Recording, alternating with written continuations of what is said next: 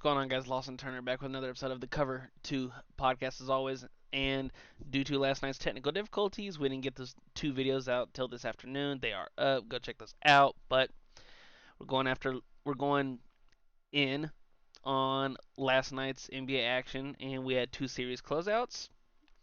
But let's dive into the early game first. The Indiana Pacers won their Game 6 against the Milwaukee Bucks, 120-98. This game is going to be renowned as the TJ McConnell, Obi Toppin, Indiana bench versus Miami starters due to the bench points was in favor of the Pacers, 50-10. Now, if you guys want to say there's an asterisk next to this series, I get it due to no Giannis the whole series and Dame missing 2 games. Now he only missed one, but he got injured in the overtime or the end of the fourth quarter in game 4. Now, I'm not taking anything away from the Pacers because they were outstanding.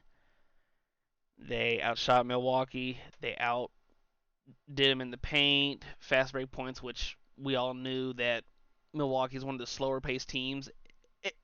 In in the regular season, they're one of the slower paced teams, and Indiana led the league in scoring. And they were one of the fastest teams. They're a young, athletic team that loves to get out on the break and go. Let's highlight the 6 players that I thought played the best game out of all the players overall. I thought TJ McConnell after.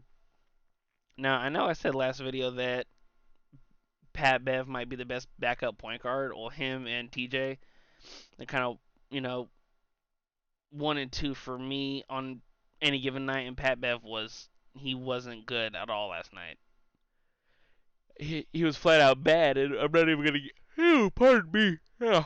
I'm not even going to get into him throwing the ball at a fan twice, just back and forth. It's nonsense. But TJ McConnell showed up and showed out. 20 points, 9 assists, and 4 steals, good on both ends, and picked up where the biggest thing for me about TJ McConnell, not that him and Halliburton are the same, but excuse me, when Halliburton leaves the court, I still feel like they're just as dangerous on the offensive end because TJ is a spark plug guy.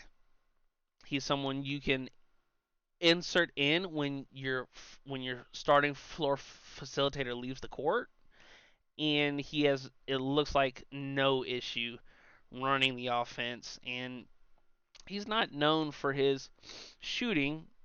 He made both the threes he took because they were, wide ass open, but it was still an outstanding game by him and Obi Toppin, who had 21 points and 8 rebounds.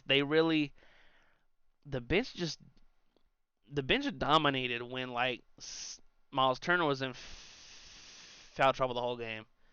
I was like, okay, well, we'll still just bring in Obi Toppin and play a little smaller, but we're gonna be more athletic.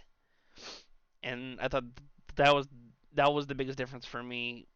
Then we saw Damian Lillard in his game back after missing one, scoring 28.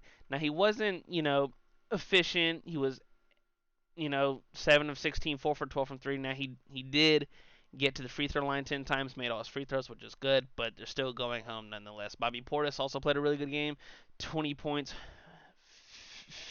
15 rebounds.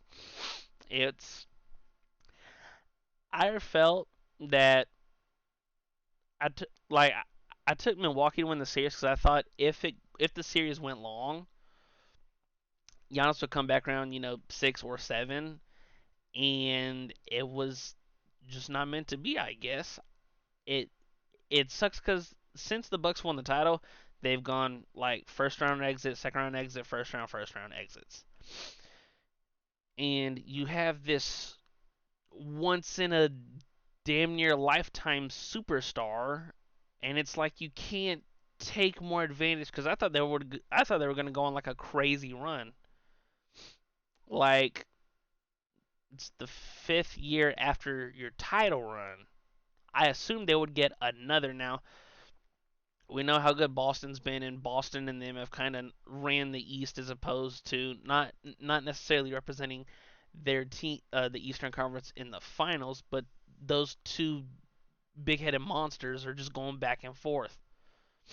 And you have a Heat team last year that beat them in the first round. That was Hart and Jimmy Butler, and then you have a Indiana Pacers team this year that had your number this year. It seemed like they knocked you out of the in-season tournament. They won the season series. It's one of those teams. It's one of those things where it's just a bad matchup for Milwaukee. I still thought that once again, if Giannis's presence just on the floor on both ends, I thought would be enough to overcome this crazy athletic young team who's really, really fast.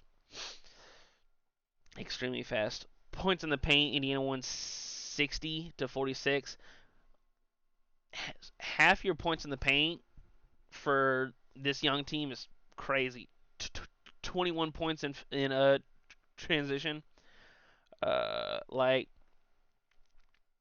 Indiana had 10 turnovers and Milwaukee only scored 11 points off those 10 turnovers, while Milwaukee had 12 turnovers and Indiana scored 22 off those.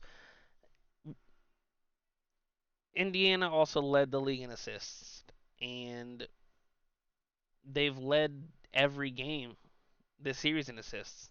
And we looked last night, 33 assists to 19. They're getting everybody involved. Halliburton's doing a good job. When you have your quintessential 2 point guards have 19 assists, you're tough to beat because that means everyone has confidence, everyone's shooting with conviction, everyone is just playing not out of their minds, but every time they let it go, they feel confident that, oh yeah, this is going in. Now the game was really close in the first quarter and first half. Mostly it was back and forth, but the Pacers went on two runs in the first half that kind of took the air out of the Bucks' sails, and it was a 23-6 run from the 7:47 mark to the 144 mark in the first quarter.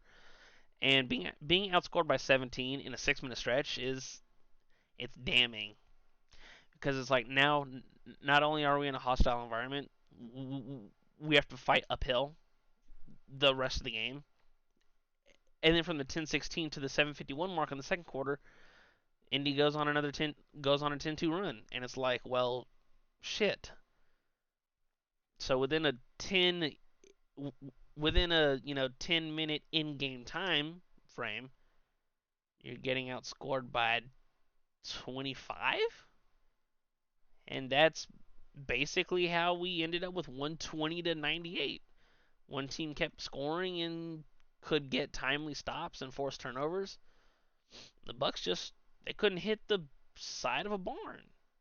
They flatly couldn't. I still think, well, for the Bucks, they don't really have much wiggle room when it comes to off-season moves they could do. They're probably just going to run it back and bring Doc back and see how it goes. But this Indy team, we're going to get into the team that they're going to play in the Knicks next. When I do series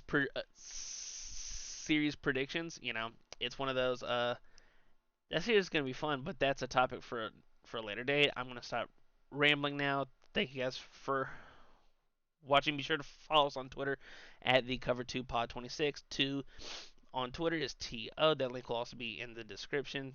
Thank you guys for watching for the Cover 2 podcast. I'm Lawson Turner, and I will talk to you guys later. Peace.